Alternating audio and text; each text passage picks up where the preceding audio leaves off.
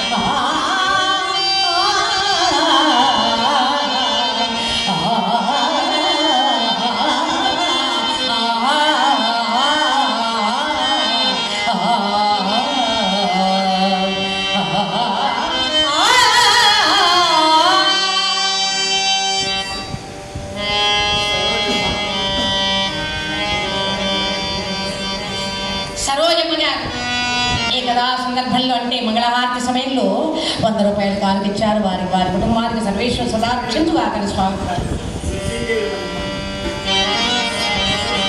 అదే సమయానికి మృగండ బలోత్పత్తులు అంటే మార్కండేయ తల్లిదండ్రులు ఇక్కడికి వచ్చారు.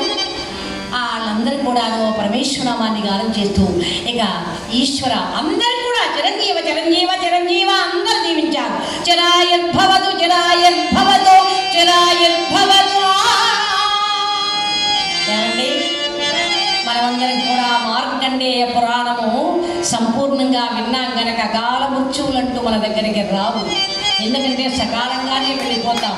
కాబట్టి పెద్దలారా ఈనాడు 20 ఏళ్ల తర్వాత మళ్ళా ఈ ఒక హరికథ సప్తాహాన్ని జరిపిస్తూ ఉన్నటువంటి కార్యకర్తలుగా పేరు పేరున అందరి పేర్లు, ఎందుకంటే పేరు తెలియక నన్ను క్షమించాలి, అందరి పేరు పేరును ధన్యవాదాలు చెబుతూ ముఖ్యకర్త కార్యకర్తగా నిలబడి రమణీయ భాగవతాలు గారు నిన్నటి రోజున హరికథ అద్భుతంగా చెప్పారు వారు.